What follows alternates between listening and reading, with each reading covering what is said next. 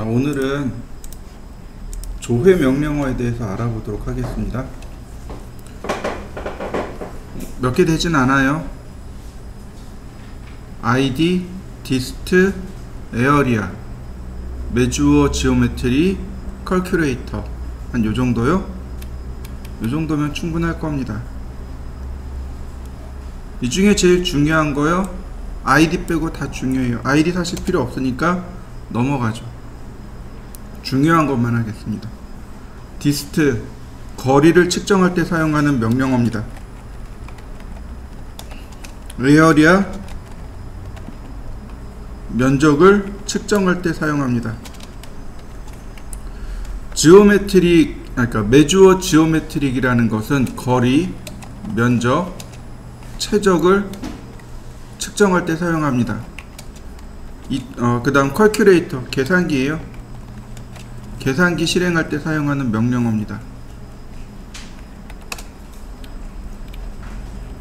예를 들어서 선을 하나 이렇게 그렸습니다.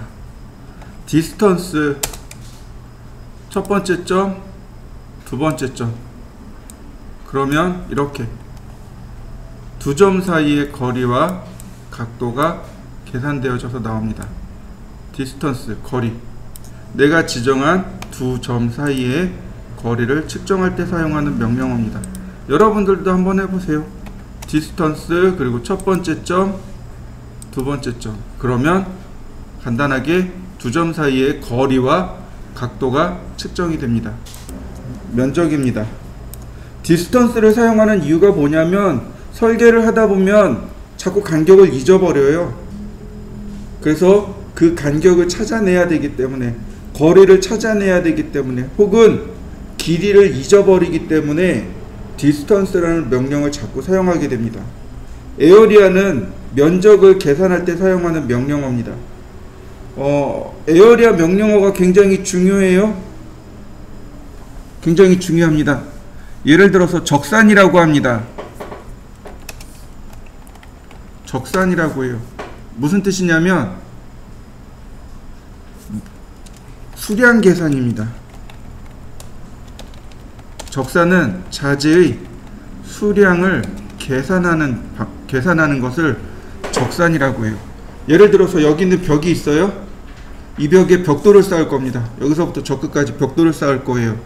몇 장 들어갈까요? 난감하죠? 간단해요. 이거 전체 면적 나누기 벽돌 한 장의 면적. 그러면 전체 벽돌의 개수가 나옵니다. 무슨 얘기인지 이해되시나요? 네, 그게 바로 적산이에요. 바로 그 적산을 하기 위해서 제일 먼저 해야 될 게 바로 저 면적입니다. 면적 계산하기가 그래서 중요해요.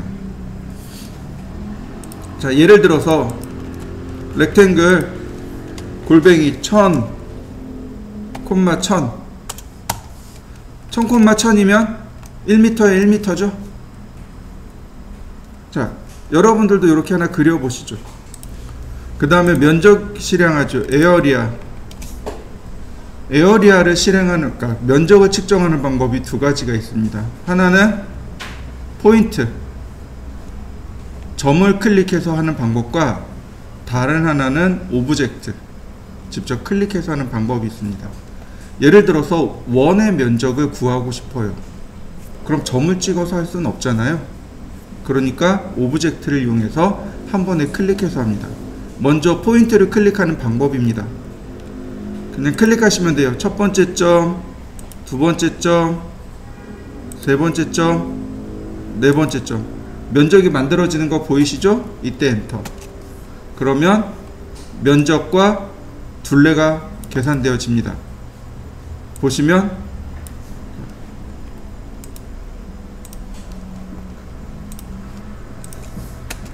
그리고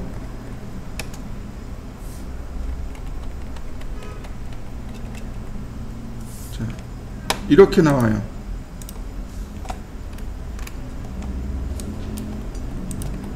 이렇게 나옵니다. 즉 1m 제곱은 100만 밀리미터 제곱이 됩니다. 1m는 1000ml죠. 그죠? 그러니까 어떻게 돼요? 1000 곱하기 1000 하니까 100만이 되는 거죠. 1m 제곱 100만 밀리미터 제곱입니다. 이해되셨나요? 한번 여러분들도 계산해 보시죠. 자, 이렇게 반지름 500인 원을 그렸습니다. 에어리아. 그럼 얘 포인트로 찍을 데가 있나요? 없죠. 오브젝트를 이용해서 한 번에 클릭. 그러면 이와 같이 면적이 계산되어집니다. 면적과 원둘레가 계산이 되어집니다. 또한 이 선이 폴리라인일 때도 마찬가지로 오브젝트로 한 번에 이렇게 클릭할 수 있습니다. 폴리라인일 때요. 이해되시나요? 자, 폴리라인을 만드는 방법이 뭐가 있었나요? 조인 명령어 있었죠? 우리가 어저께 공부했었습니다. 어제 화요일날 공부했죠? 조인 명령어. 조인 명령어를 이용해서, 자, 어디 갔을까요? 여기 조인 명령어. 이거 경로 배열할 때 공부했었죠? 기억 안 나시나요? 자, 이거 만들 때 선이 다 떨어져 있었다 그랬죠? 조인 선택하고 나머지 선택하고 엔터. 어떻게 되나요? 하나로 다 연결되는 거 맞습니까? 네, 이렇게 조인 하시면 돼요. 렉탱글은 폴리라인이죠. 그러니까 굳이 조인할 필요는 없죠. 면적 계산할 때 오브젝트로 직접 클릭하시면 아무래도 이게 조금 더 빠른 거죠. 다시 볼까요? 서클 반지름 250 그리고 트림 했습니다. 그러면 얘의 면적은 어떻게 계산할까요? 조금 아까 봤던 조인 기능이 있었죠? 자, 보세요. 선들이 트림에서 다 따로따로 떨어져 나갔을 거예요. 조인 선택하고 나머지 쭉 선택하고 엔터. 그러면 하나로 다 연결된 거 맞죠? 에어리아 그 다음 오브젝트 클릭. 그러면 면적 간단하게 계산되어집니다. 파라미터는 둘레란 뜻입니다. 에어리아는 면적, 파라미터는 둘레. 이번에는 이렇게 두 개의 면적을 동시에 만들고 싶어요. 동시에 계산하고 싶어요. 자, 면적 보시면 add area가 있고 subtract area가 있습니다. add area는 면적 더하기란 뜻이고 subtract area는 면적 빼기란 뜻입니다. 자, 면적을 계산하는 건 두 가지밖에 없습니다. 포인트를 찍어서 면적을 계산하거나 아니면 오브젝트를 직접 지정하거나 두 가지 방법밖에 없어요. 자, 먼저 add area. 그러면 CAD가 물어봅니다. 점을 찍어서 면적을 계산하시겠습니까? 아니면 오브젝트를 선택해서 면적을 계산하시겠습니까? 아니면 면적 빼기 실행하시겠습니까? 우리가 해야 될 건 오브젝트로 두 개를 클릭하는 겁니다. 이때 토탈 에어리아라고 해서 이렇게 면적이 계산되어져서 나옵니다. 그러면 토탈 면적을 계산할 수 있습니다. 이번엔 두 개의 면적을 합산하고 요만큼을 뺀 면적을 계산해 보도록 하죠. 에어리아. 그러면 뺀다고 해서 서브트랙트로 먼저 들어가는 게 아닙니다. add area로 전체 면적을 계산해야 돼요.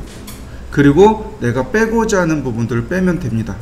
add area 오브젝트로 클릭. 전체 면적 다 계산됐나요? 엔터. 면적 빼기. 오브젝트 클릭하면 면적 빠진 거 보이시죠? 엔터. 그러면 내가 원하는 부분의 면적이 이렇습니다. 자, 한번 해보시죠. 자, 우리가 지금 면적을 계산해 봤습니다. 그러면 우리가 꼭 알아야 될 용어들이 있어요. 한자라는 용어가 있습니다. 한자, 두자, 이렇게 자라는 용어가 나옵니다. 혹시 들어보셨나요? 어디서 많이 쓰냐면 나무를 취급하는 업종, 가구회사요. 예를 들어서 이제 제가 결혼할 때는 장이 필요했었습니다. 요즘은 대부분 다 붙박이장으로 나오는데, 그래도 지금 요즘 이제 장이, 옷장 같은 게 좀 필요하죠. 그러면 옷장 사러 가면 세자, 아홉 자, 12자, 10자 이런 식으로 이야기합니다. 한 자는 도대체 얼마만한 크기일까요? 네? 한자는요, 성인 남성의 한 뺨을 한자라고 합니다. 근데 이게 좀 뻥튀기가 됐어요. 여러분들 이렇게 손바닥 꽉 누르면 몇 센치 나오던가요? 좀 손바닥이 큰 사람들은 한 25cm? 안 그러면 좀 작으면 한 20cm 정도? 맞아요. 그게 정상이에요. 옛날 그 춘추전국 시대 때 있죠? 중국의 춘추전국 시대, 우리나라는 한 삼국시대쯤? 그때 한자는 대략 15cm 정도 됐다고 했었습니다. 왜냐면 그 당시에 사람들이 키가 작았거든요. 한자가 15cm였어요. 근데 요즘 한자는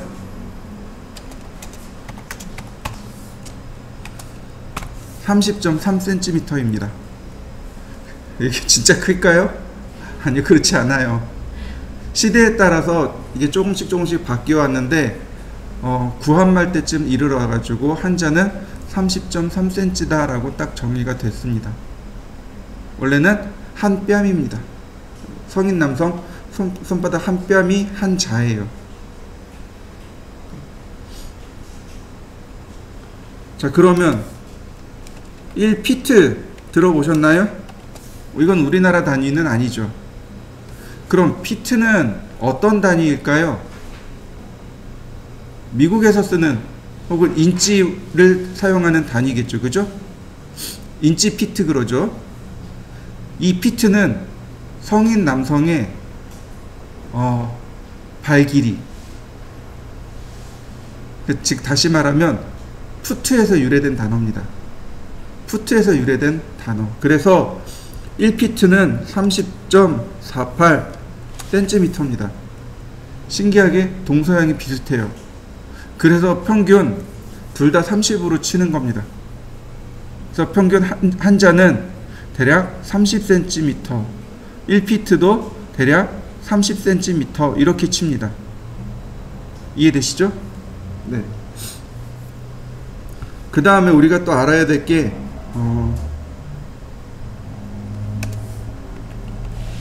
평이라는 단위를 좀 알고 계셔야 돼요. 그 한자 두자 쓰는 데가 아까도 얘기했지만 나무를 취급하는 회사라고 했습니다. 그 다음에 또 어디서 쓰냐면 유리집이요. 혹시 여러분들 그 물고기 키워보셨나요? 저는 물고기 키워봤어요. 어항을 사러 갔어요. 그랬더니 어항 이름이 자반어항이에요. 자반어항이라는 게 있습니다. 이건 콩자반도 아니고 처음에 저 자반어항이 뭘까 그래 한참 고민했어요. 한자반이란 뜻이에요. 한자반어항. 한자반이면 얼마예요? 45cm요. 한자반어항이요. 저희 집에 아직도 있어요. 자반 큐빅 어항이 있어요. 이렇게 자반 큐빅 어항이요. 45, 45, 45. 물 엄청 들어가더라고요. 정말 무서워가지고 그 아구라 그러죠. 입구까지 물을 못 채우겠더라고요. 원래 거기까지 채워서 써야 되는데 물 그 찜통으로 몇 개를 넣었는지 몰라요. 엄청 들어가더라고요. 근데 그거 다 붓고 나서도 무서워가지고, 이게 유리가 깨질까봐 무서워서 못 쓰겠더라고요. 거기다가 뭐 했냐면 그거 풍뎅이 잡아다 키웠어요. 여담이지만은 그거 그 상수리나무 아시죠? 참나무. 그 보통 우리가 알고 있는 도토리나무, 밤나무가 전부 다 참나무예요. 그거 다 참나무인데, 참 이렇게 길거리 예전에 제가 어디서 살았냐면 등산로 입구에 살았어요. 등산로 입구라 거기는 그 도토리 나무가 되게 많았거든요. 상수리 나무가. 이게 길거리 이게 다니다가 이렇게 봐요. 그럼 옹이가 있는 참나무가 있어요. 그 옹이에 진액이 흐르는 참나무. 거기는 100% 풍뎅이가 와요, 밤에. 근데 풍뎅이만 오는 건 아니고 온갖 날벌레들이 다 모여요. 그래서 애들이랑 그 곤충 채집통이랑 집게랑 딱 들고 가요. 밤에 한 10시쯤에 애들 깨워가지고 가자 그러고 랜턴 들고 가요. 그러면 바퀴벌레부터 온갖 벌레가 그 진액 먹으러 다 와요, 거기. 근데 보면은 하늘소도 있고, 그 장수하늘소 말고 그냥 무슨 버들 하늘소 같은 거 있죠? 이만한 것들. 풍뎅이도 있고, 별의별 큰, 우리가 그 집에서 키우는 그 큰 벌레들 있잖아요. 그게 거기 있어요. 그래서 이렇게 떼가지고 거기다가 딱 넣어놓고 딱 덮어요. 그러면 밤새 붕붕거리고 날아다녀요. 마트에 가서 그 젤리 사다가 넣어주면 그거 먹고 살더라고요. 별의별 거 다 했어요. 애들 키우면서 물고기 잡아다 키우고, 가재 잡아다 키우고, 그 풍뎅이 잡아다 키우고. 어항집, 유리집에서도 한자, 두자, 그 다음에 가구나 합판집 있죠? 합판집에 가면 이렇게 얘기해요. 3구 합판 주세요. 이렇게 얘기해요. 3, 9, OT. OT는 두께란 뜻이에요. 그 세자 9자란 뜻입니다. 가로가 세자, 세로가 9자. 3구 합판 주세요. OT짜리. OT짜리 3구 합판 주세요. 이런 식으로 얘기해요. 그러니까 나무를 이용한 데나 이런 데는 이제 유리는 아직도 잘하는 단위를 쓰고요. 그 다음에 이제 평단위를 많이 쓰죠. 보통 집에서 많이 쓰죠. 집을 거래할 때. 우리 이제 월세를 산다든지 전세를 산다든지 혹은 집을 매매할 때 요즘도 많이 쓰고 있죠. 뭐 30평, 국민평수 30평 그러잖아요. 자, 그러면 한 평은 몇 미터 제곱일까요? 평은 면적이에요. 한자는 길입니다. 피트도 길이에요. 평은요? 면적입니다. 한 평은 3.3 미터 제곱입니다. 이해되셨나요? 3.3 미터 제곱이에요. 근데 제가 궁금해졌어요. 도대체 가로 세로가 얼마일까? 루트 3.3 하면 되죠. 그죠? 루트 3.3 하면 계산이 돼요. 근데 굳이 안 해도 돼요. 1.8 미터 곱하기 1.8 미터가 한 평입니다. 가로 세로 1.8 미터. 그러니까 어르신들이 종종 그런 얘기해요. 그 사람이 죽으면 한 평도 못 가져가는 것을 그래요. 그러니까 다 쉽게 얘기해서 무덤이 한 평이란 뜻이에요. 가로 세로 1.8 곱하기 1.8 미터. 근데 이게요 정확하게 이렇게 됩니다. 6자 곱하기 6자입니다. 6자 곱하기 6자예요. 그게 한 평으로 나오는 겁니다. 피트요. 자, 1인치라는 단위가 있죠. 1인치는 2.54cm입니다. 이거요 12인치입니다. 12인치가 1피트예요.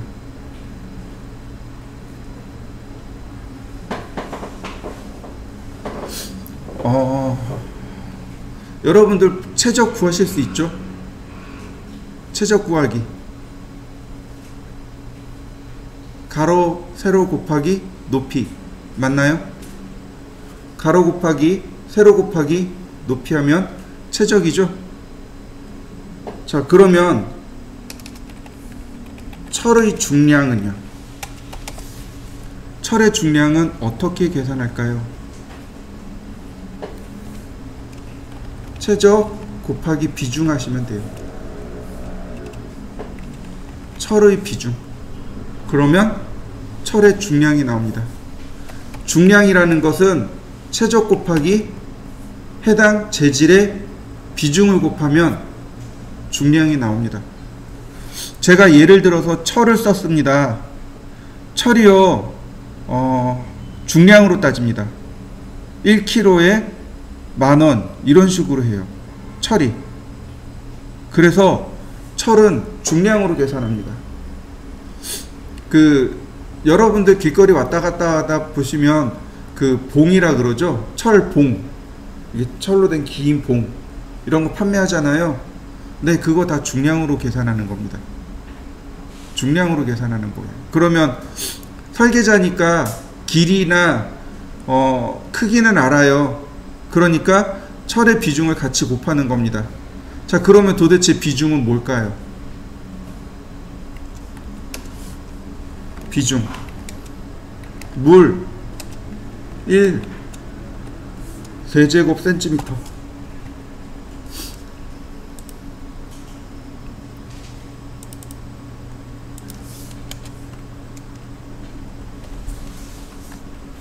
의 무게를 비중 1이라고 합니다.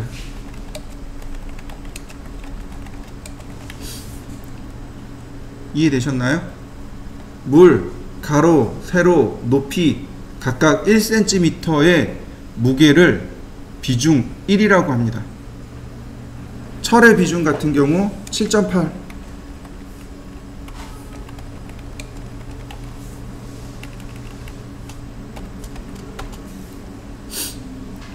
그러니까 가로, 세로, 높이, 즉 최저까지 계산한 다음에 7.8을 곱하면 중량이 나오는 거죠. 그 다음에 철의 단가 1kg당 단가를 곱하면 내가 사용해야 할 재료비가 만들어지는 거죠. 견적서를 작업할 때 재료비만 쓰나요? 아니죠. 그죠? 그 재료를 가공하는 가공비가 들어가겠죠. 가공비, 그걸 옮기는 운임비, 그걸 가공하는 사람의 인건비, 그 다음에 회사 마진, 이렇게 붙어야 되겠죠. 그래서 견적서를 만드는 겁니다. 대략 그래서 이만한 금액이 나와요. 그러면 이제 클라이언트가 그러죠. 이거 너무 비싸요. 깎아주세요. 그럼 우리는 어디서 깎아야 돼요? 자재를 싼 걸 쓰는 수밖에 없는 거죠. 그럼 이제 부실공사가 만들어지는 거죠. 아니면 인건비를 후려치는 거죠. 그러면 이제 하청업자, 그러니까 하청에 재하청이 들어가는 거죠. 그럼 결국은 그 재하청업자도 그러니까 금액이 줄었으니까 어디선가 또 금액을 줄여야 된다는 얘기죠. 처음부터 잘해야 돼요. 그래서 자, 그 다음에 자, 해배라는 단어가 나옵니다. 해배. 이게요, 우리나라 말이 아니라서 조금 아리까리해요. 이렇게 쓰기도 하고 저렇게 쓰기도 하고. 해배라는 단어가 있고요, 루베라는 단어가 있습니다. 혹시 들어보셨나요? 해배는 어디서 쓰냐면 벽지하는 아저씨들이 해배라는 단어를 써요. 벽지하고 그 다음에 여기 바닥지 있죠. 바닥재. 강화마루 같은 데 있죠. 강화마루나 장판 혹은 이 벽지 쓰시는 분들이 해배단위를 씁니다. 루베는 어디서 쓰냐면 레미콘차가 루베라는 단어를 써요. 얘는요, 면적이란 뜻이에요. 면적. 얘는요, 부피란 뜻입니다. 해배가 일본 말이에요. 헤이베라고 하더라고요. 입방미터란 뜻이에요. 입방미터.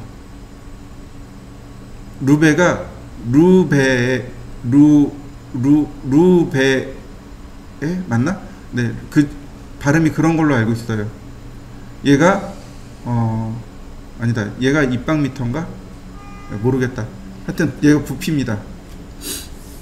그러니까 얘는 미터 제곱이 되는 거고 얘는 미터 세제곱이 되는 겁니다. 그래서 보통 벽지 하시는 아저씨들이나 혹은 장판이나 강화마루 등 면적을 가지고 계산하시는 분들이 계세요. 이런 분들이 헤베라는 단어를 씁니다. 헤이베라는 단어에서 유래된 단어인데 말이 길잖아요. 네 단어잖아요. 그러니까 줄여서 빨리빨리 얘기하니라고 헤베라는 단어로 바뀌었다는 설이 있습니다. 루베는요, 지금도 쓰는 게 어디서 쓰냐면 레미콘이요. 예를 들어서 이 바닥에다가 방통 친다고 이야기합니다. 방바닥 통미장. 이만큼 이제 시멘트를 들이부어야 돼요. 그게 미터 세제곱으로 나오거든요. 계산 자체가. 그럼 이제 레미콘 회사에다가 오늘 5루베만 보내주세요.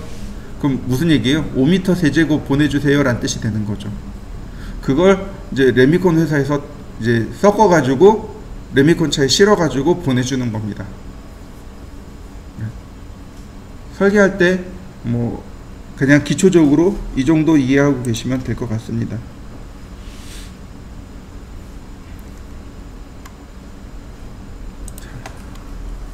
메주어 지오메트리라고 있습니다. 메주어 이거 길이란 뜻이죠. 분할이란 뜻이죠. 지오메트리. 메주어 지오메트리가 여기 있어요. 디스턴스, 라디어스, 앵글, 에어리아, 볼륨 다 계산돼요. 다 계산됩니다. 다 계산돼요. 이거 쓰시면 조금 더 편하게 쓰실 수 있을 겁니다. 이건 눌러보시면 되고요. 그 다음에 커맨드에다가 계산기 그러면 CAL이라고 쓰면 커맨드에서 그냥 간단하게 들어갑니다. 5 더하기 2 곱하기 5 얼마일까요? 암산해 보자고요.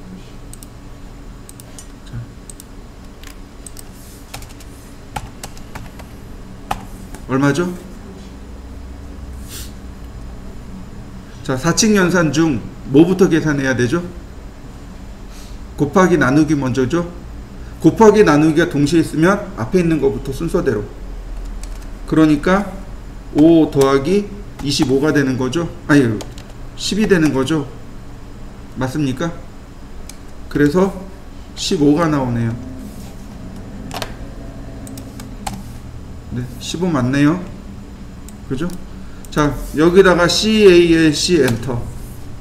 그러면 오토캐드 계산기가 이렇게 뜹니다. 5 더하기 2 곱하기 10은 얘는 25가 나오네. 아, 10으로 했구나. 5 더하기 2 곱하기 5는 15. 근데 여러분들 혹시 아시나요? 여기에서 커맨드 키하고 R 키를 누르시면 이렇게 실행키가 뜹니다. 여기다 CALC 계산기라고 치면 이렇게 계산기가 떠요. 왼쪽에 있는 건 오토캐드 계산기고 오른쪽에 있는 건 윈도우 계산기입니다. 오토캐드 계산기가 키패드가 안 먹어요. 버튼으로 이렇게 눌러야 됩니다. 마우스로. 근데 왼쪽에 있는 윈도우 계산기는 어떻게 돼요? 키패드로 바로 계산하시면 돼요. 응? 얘는 순서대로 들어가죠. 정투상이라는 것은요, 정투상을 하기 이전에 우리가 조금 알아야 될 게 있습니다. 뭐냐면은 투상과 투시입니다. 투상과 투시예요. 이렇게 그림을 나눠 놓으면 가의 그림은 이건 투시입니다. 나의 그림은 투상입니다. 뭐냐면 투시는 멀리 있고 가까이 있음에 따라서 그 물체의 크기가 다르게 보이는 것, 이게 투시입니다. 사람의 눈으로 바라보는 것이기 때문에 똑같은 크기가 가까이 있는 것과 저 멀리 있을 때 크기가 달리 보입니다. 가까이 있는 건 커 보이고 멀리 있는 건 조그맣게 보이는 거죠. 그게 투시입니다. 또한 투시는 소실점이라는 게 존재해요. 멀리 있으면 점점 작아져서 하나의 점으로 사라지게 되는 거죠. 네, 그게 투시입니다. 그러나 우리가 지금부터 해야 되는 투상, 설계는 투상을 원칙으로 합니다. 투상은 멀리 있건 가까이 있건 똑같은 크기로 그려집니다. 원근감이 없는 것. 투시는 원근감에 의해서 사물의 크기가 결정이 돼요.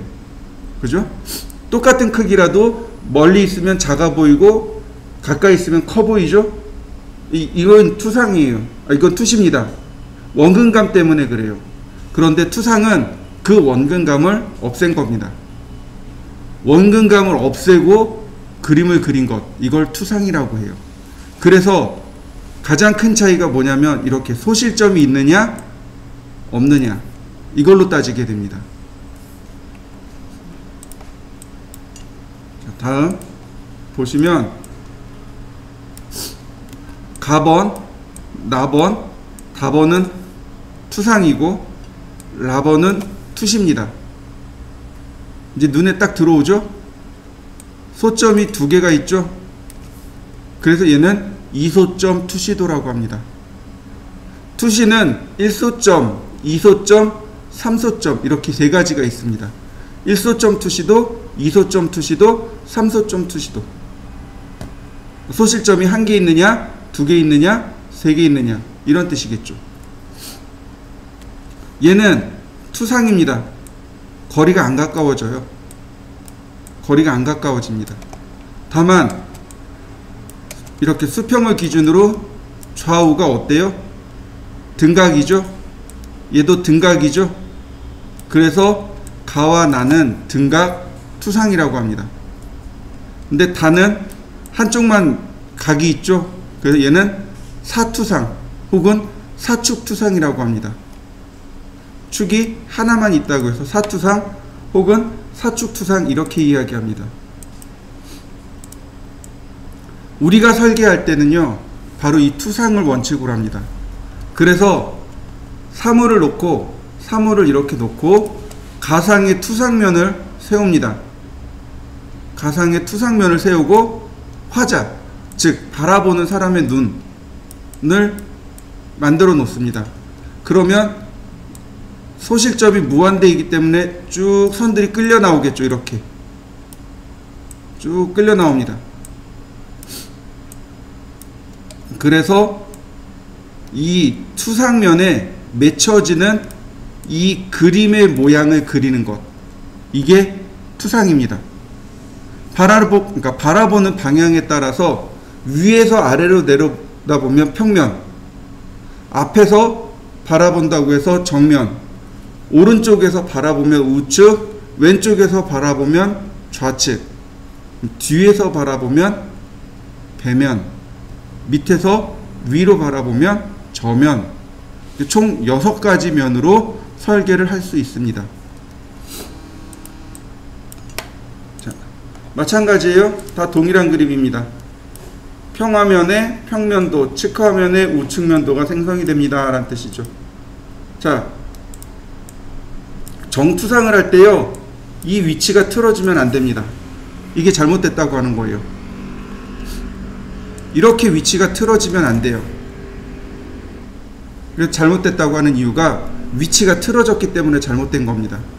나번은 뭐가 잘못됐냐면 크기가 잘못된 겁니다. 크기가 같아야 돼요. 위치도 같아야 되지만 크기도 같아야 됩니다.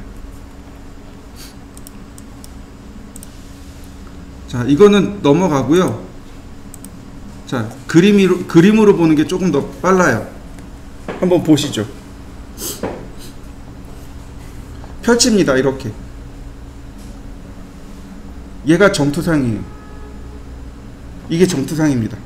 몇 번 더, 그러니까 몇 번 더 보세요. 머릿속으로 이해를 하시면 됩니다.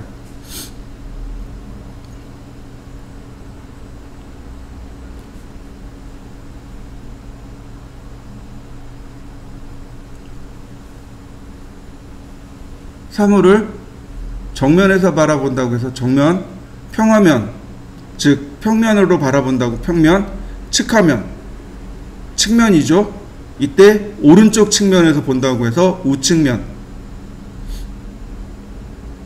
얘가 정투상입니다. CAT 2급이 바로 이렇게 정투상을 그리는 거. 이게 CAT 2급입니다. 자, 과제물을 보면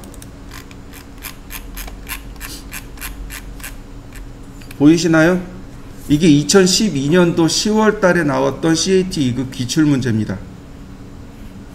정투상이에요. CAT 2급은 정투상을 물어보는 시험입니다. 이렇게 보시면 돼요. 전산응용 기계제도, 전산응용 건축제도 딱 분야가 명시되어 있죠. 그죠? 기계냐 건축이냐라고 물어보는데 CAT는 민간 자격증입니다. 그러니까 이 자격증을 따서 기계로도 갈 수 있어야 되고 건축으로도 갈 수 있어야 돼요. 그런데 시험 문제를 기계에다 맞춰 놓으면 건축 분야로 갈 사람들은 불만이겠죠. 시험 문제를 건축에다 맞춰 놓으면 기계 설계할 사람들은 불만이 될 거 아니에요.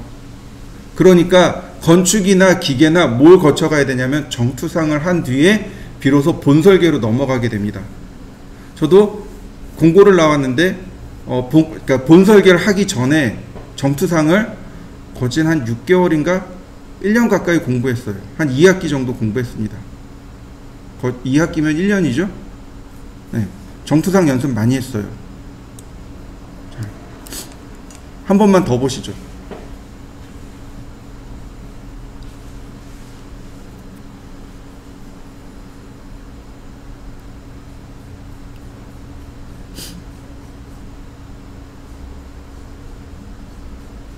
자, 정투상 이해되시나요? 그러니까 어떻게 형성이 되는지 머릿속으로 이제 들어오실 거예요.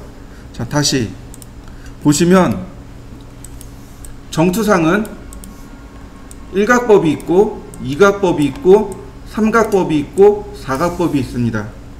KS는 삼각법을 원칙으로 합니다. KS에서는 삼각법을 원칙으로 한 정투상을 설계의 기본으로 삼습니다. 무슨 얘기냐면 이 오렌지색이 평면입니다. 평면이고 이 연두색 있죠? 연두색이 우측면입니다. 그러면 일각법의 경우 이렇게 되는 거죠. 평면과 우측면이 여기 있고 사물이 여기 있는 거예요. 그러면 정면을 기준으로 평면이 사물의 밑에 있죠. 평면이 밑에 그려지고 측면이 우측면이 왼쪽에 그려지는 완전히 반대로 나오는 거죠. 이게 일각법의 특징이고 이각법은 뭐냐면 정면을 기준으로 바로 여기를 기준으로 평면이 어디 있어요? 아래 있죠. 평면 지금 아래 있죠.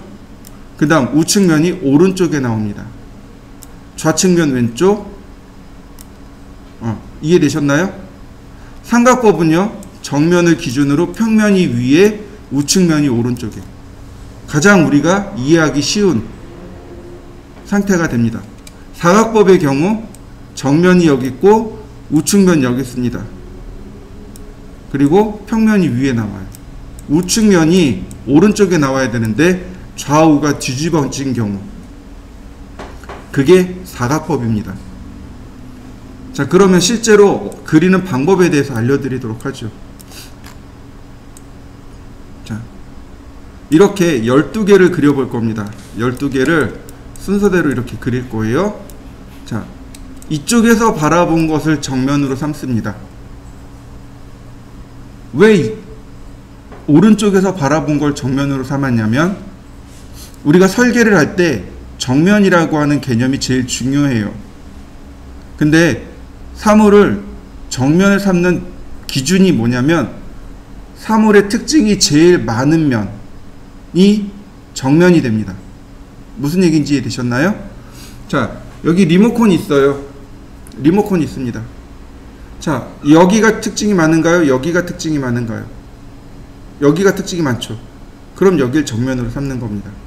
여러분들 앞에 모니터 있죠? 우리가 지금 바라보고는 있는 이 면이 특징이 제일 많죠? 그래서 여기가 정면이 되는 겁니다. 사물의 특징이, 그러니까 사물의 특징이 가장 많이 드러나는 곳, 그곳이 바로 정면입니다. 여기서는 이렇게 봤을 때 특징이 제일 잘 드러나요. 그런데 얘는 어때요? 이쪽에서 바라본 걸 정면으로 삼습니다. 과제물에 따라서 정면의 위치가 조금씩 바뀌어요. 얘는 정답도면인데 한 군데 틀렸더라고요. 자, 보시죠. 자, 이렇게 갑니다. X라인 원점을 클릭하고 0도선 하나, 90도선 하나, 그 다음에 45도 사선 하나, 그리고 트림으로 이 왼쪽에 있는 이 45도 사선을 트림합니다. 이렇게. 여기서 정면을 어디를 삼냐면 바로 이 부분, 여기가 정면입니다. 이 수평선 있죠? 이 수평선이 정면의 제일 윗선입니다. 그리고 이 수직선 있죠? 이게 정면의 제일 오른쪽 선이에요. 자, 크기도 알려드릴게요. 크기, 여기가 30, 여기가 10, 20, 30, 20, 10입니다. 그러면 여기가 정면이니까 30에 20이 되겠죠. 여기가 정면이 됩니다. 그러면 30에 20, 옵셋 30, 옵셋 20, 바로 여기 나오는 요 사각형이 바로 정면이 됩니다. 트림으로 자르세요. 자, 일단 여기까지 해봅니다. 그 다음엔 적당히 선을 그립니다. 이렇게 수평으로 쭉 수평을 그리다가 45도 사선이 만나면 이때 클릭하고 수직으로 다시 내립니다. 이렇게요. 이 간격은 말 그대로 적당히, 여기에 치수를 넣을 만큼의 간격을 적당히라고 하는 겁니다. 자, 옵셋 10mm. 그럼 우리한테 필요한 사각형이 다 나왔습니다. 정면, 우측면, 여기 평면. 나머지는 다 지우셔도 돼요. 다만 이 45도 사선은 작업이 끝났으면 지우고, 작업이 안 끝났으면 살려놔야 합니다. 자, 이렇게요. 필렛, 나머지 트림으로 잘라내시면 됩니다.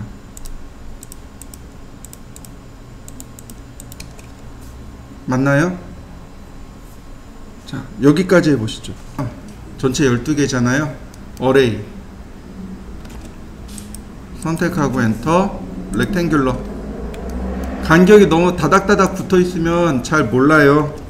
150, 150. 자, 그래야 간격이 떨어져 있어야 확인이 되겠죠. 자, 첫 번째 건 다 했으니까 얘 지우면 돼요. 자, 두 번째 거부터 보도록 하겠습니다. 두 번째 거요. 여기 왼쪽 상단 떨어져 나가 있죠? 네. 옵셋 10mm. 네, 필렛. 정면 이렇게 생겼습니다. 측면이요? 아니, 평면이요? 이렇게 올라가면 돼요. 측면이요? 이쪽에서 바라본 거죠? 근데 어떻게 되나요? 여기선 안 보입니다. 면에 가려져 가지고. 그죠? 자, 라인. 이 높이에요. 자, 이 선이 보이나요? 안 보여요. 그러니까 레이어에서 뭘 줘야 돼요? 히든선, 은선으로 처리합니다.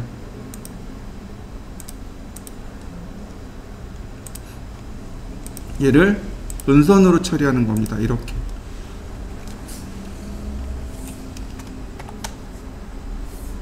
이러면 두 번째 것도 완료가 된 겁니다. 세 번째 거 볼까요?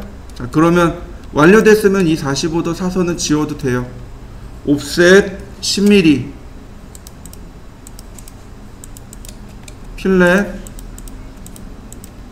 트림.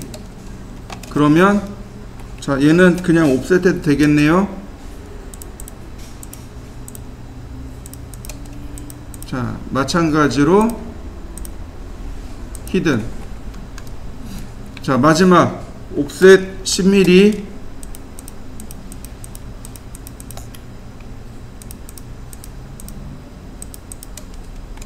필렛,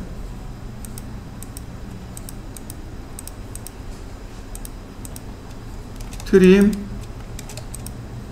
자, 그러면 제일 윗줄은 이렇게 완성이 됐습니다. 자, 한번 해보시죠. 자, 8개를 쭉 할 겁니다. 옵셋 10mm,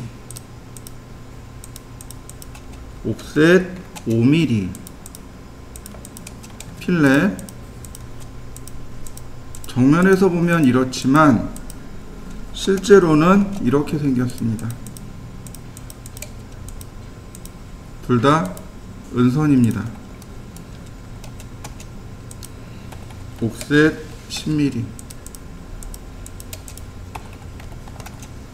이렇게 은선이 되는 거죠. 자, 여기는 조금 쉽네요. 라인 미드 포인트에서 미드 포인트로.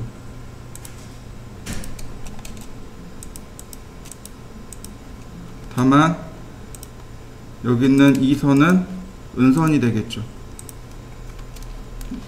여기는 특별한 건 없네요. 끝점끼리 연결하면 되겠고요. 네, 이렇게 대각선으로 보이네요. 자, 옵셋 10mm,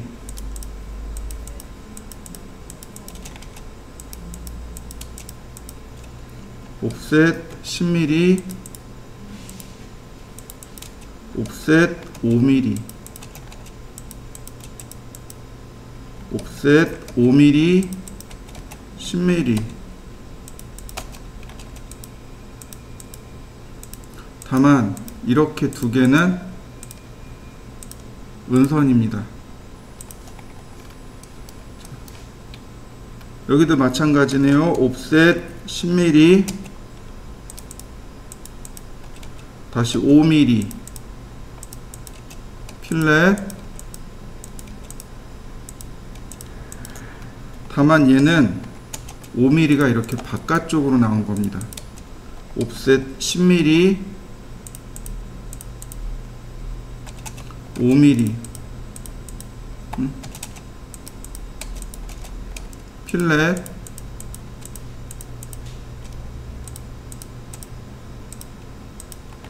네, 트림으로 선 정리.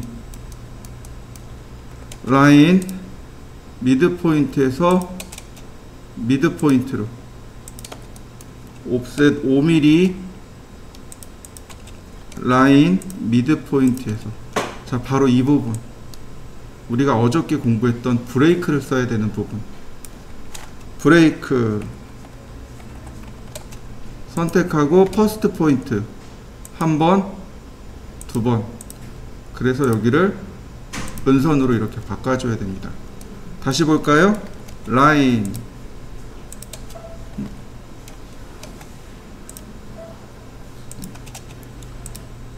자, 여기 있는 이 선이 은선인 거죠.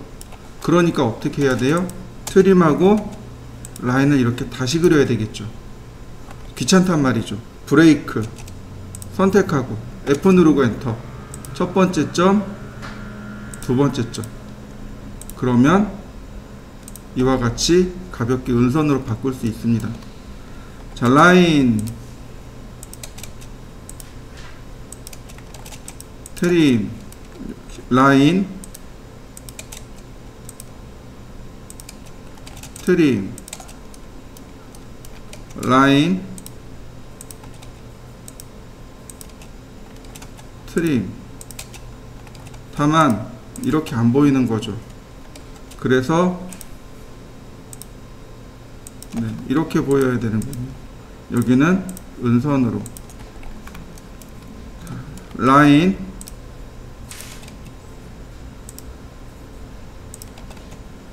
라인, 네, 다 그렸으니까 이렇게 45도 사선은 이제 삭제하면 되는 거죠. 자, 이렇게 생겼습니다.